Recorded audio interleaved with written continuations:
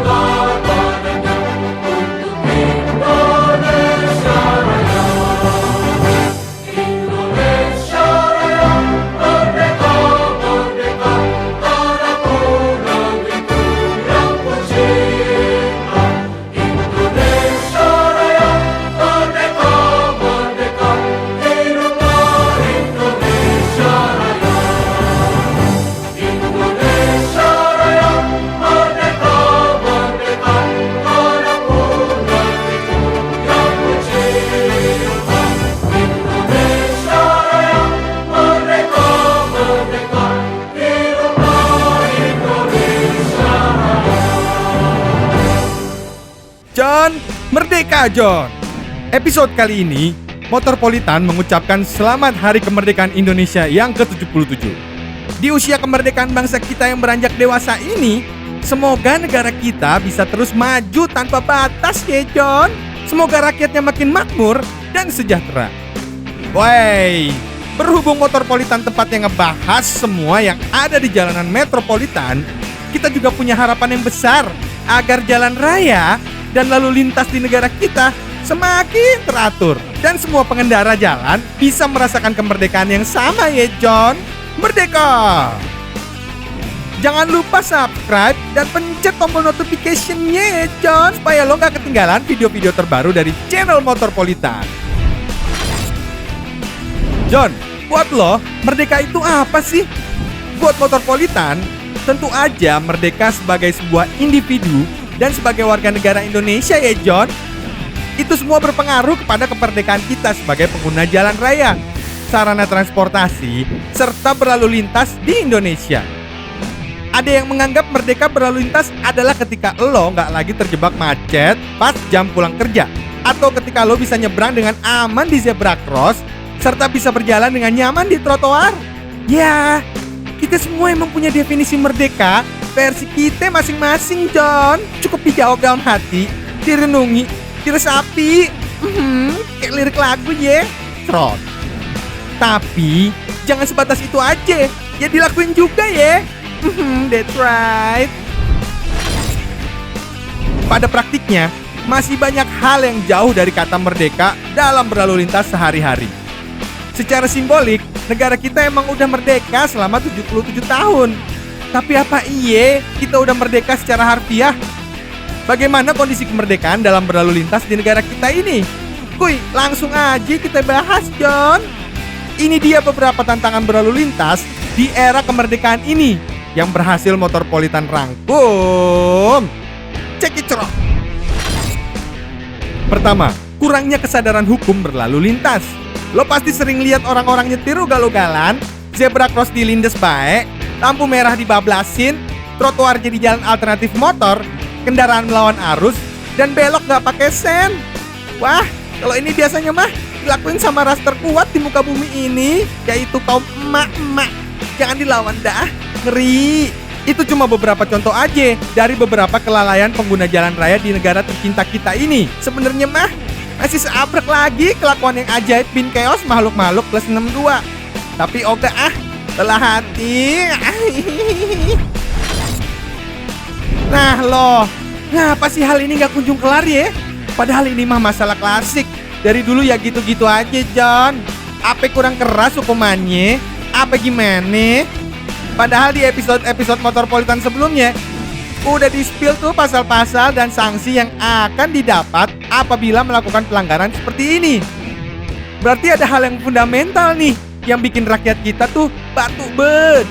Kalau menurut Bapak Suryono Sukanto, seorang lektor kepala sosiologi dan hukum adat Fakultas Hukum Universitas Indonesia, bahwa kesadaran hukum merupakan kepatuhan terhadap hukum dari persoalan yang secara luas, diantaranya masalah pengetahuan, pengakuan, serta penghargaan terhadap hukum. Jadi John, jika merunut dari perkataan Bapak Suryono Sukanto, ada faktor masalah edukasi hukum lalu lintas yang tidak tersampaikan dengan baik kepada masyarakat. Lalu, untuk pengakuan serta penghargaan terhadap hukum, faktor yang sangat menentukan adalah hukum dan aparat penegak hukum itu sendiri, di mana semakin tinggi respek masyarakat terhadap aparat, maka akan mempengaruhi tingkat kepatuhan terhadap hukum tersebut. Berat ya John. Semua lapisan harus bekerja sama dengan baik untuk mewujudkan kesadaran hukum berlalu lintas ini. Kedua, kesadaran hak prioritas di jalan raya. Dalam pasal 134 huruf G Undang-Undang Nomor 22 Tahun 2009 menyatakan pengguna jalan yang memperoleh hak utama untuk didahulukan sesuai dengan urutan berikut nih John. Konvoi atau kendaraan untuk kepentingan tertentu menurut pertimbangan petugas kepolisian negara Republik Indonesia. Nih John, Motorpolitan bakal kasih tahu sebenarnya siapa aja sih yang berhak dapat prioritas di jalan raya. Gini John, seperti yang udah diatur dalam Undang-Undang Nomor 22 Tahun 2009 tentang lalu lintas dan angkutan jalan atau LLAJ, dalam pasal 134 disebutin setidaknya ada 7 pengguna jalan yang berhak diprioritasin di jalan raya. Yang pertama adalah kendaraan pemadam kebakaran yang sedang melaksanakan tugas. Kedua, ambulans yang mengangkut orang sakit. Ketiga, adalah kendaraan untuk memberikan pertolongan pada korban kecelakaan lalu lintas. Keempat, kendaraan pimpinan lembaga negara Republik Indonesia. Kelima, kendaraan pimpinan dan pejabat negara asing serta lembaga internasional yang menjadi tamu negara. Keenam, iring-iringan pengantar jenazah. Ketujuh, adalah konvoi dan atau kendaraan untuk kepentingan tertentu menurut pertimbangan petugas kepolisian negara Republik Indonesia.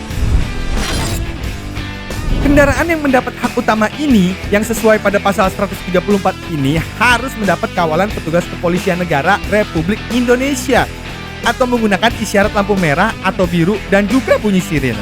Nah, begitu John bunyi pasal 135 pasal 1 pada Undang-Undang 22 tahun 2009. Jadi nggak ada lagi tuh kejadian ambulans dialang-alangin, pemadam kebakaran dikonfrontasi. Lalu pikirin dong nasib orang yang sakit dalam ambulans tersebut, atau rumahnya yang lagi kebakaran butuh cepet dipadamin oleh pemadam kebakaran. Mikir. Bikin emosi jiwa nih, John. Ketiga, penyalahgunaan otoritas. John, lo pasti langsung ngerasa geram dan emosi kalau tahu ada oknum tertentu yang ketahuan menyalahgunakan kekuasaan dan wewenangnya kan? Apalagi kalau udah di jalan raya. Bisa naik pitam lo pada. Nah, kejadian kayak gini emang sering terjadi, John. Bahkan Training Director Safety Defensive Consultant Indonesia atau SDCI, Sony Susmana, mengatakan bahwa sejatinya sikap arogansi di jalan raya dapat dialami oleh semua pengguna jalan raya. Penggunaan plat nomor khusus, badge, stiker, dan sebagainya mampu membuat pengemudi berpotensi melakukan aksi arogansi. Mereka merasa punya kuasa lebih dan perlu hak lebih di jalan, padahal di mata hukum ya sama aja. Nah gitu kiranya kalimat dari Sony Susmana tersebut, John. Paham gak lu apa yang dimaksud entu? Jadi gini John, pihak-pihak yang diberikan keistimewaan itu seperti penggunaan plat nomor RF atau plat nomor khusus emang gampang merasa arogan, John. Itu menunjukkan kalau mereka nggak mampu menjaga hak tersebut dengan cara menyalahgunakannya, John. Faktor lain dari tindak arogan ini bisa disebabkan dari rendahnya kesadaran dan juga empati di ruang publik. Katro ya, John. Keempat, oknum aparat. Ini nih yang paling sedep-sedep nyoy. Aparat-aparat usil sampai kriminal yang ngebuat citra aparat penegak hukum jadi miring di mata masyarakat sipil. Macam kita orang.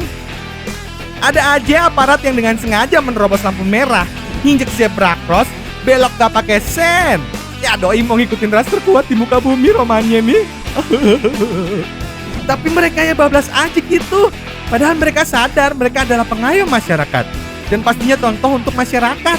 Bagaimana berlaku dengan baik dan benar saat berlalu lintas.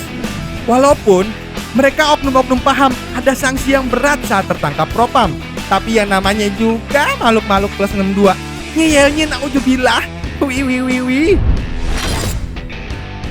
Walau begitu, masih banyak juga aparat yang lurus dan menegakkan hukum dengan baik dan benar. Pan kesian ya, aparat yang udah susah-susah mempertahankan citra baik di mata masyarakat dirusak oleh kelakuan segelintir oknum. Minta dipelintir, John. Nah, itu dah John, beberapa hal tentang tantangan berlalu lintas di era kemerdekaan ini yang Motorpolitan bisa rangkum di episode kemerdekaan ini ya. Ini cuma segelintir nih, masih seabrek tantangan yang harus kita hadapi loh. Sebagai pengguna jalan, kita bisa menciptakan kemerdekaan berlalu lintas bersama, sehingga berkendara bisa terasa lebih nyaman, aman, dan menyenangkan. Kita bisa mengawali itu semua dari diri kita sendiri dengan mematuhi tata tertib berkendara. Nah, ini dia beberapa tata tertib dasar yang wajib kita ketahui dan patuhi kala berkendara di jalan raya, yaitu pengendara wajib membawa SIM. Jangan lupa untuk membawa STNK, mentaati rambu-rambu, patuhi batas kecepatan maksimum, gunakan helm saat berkendara, melengkapi perlengkapan kendaraan, dan menghargai pejalan kaki dengan tidak melewati trotoar dan berhenti di zebra cross. Kuida John, udah merdeka ini.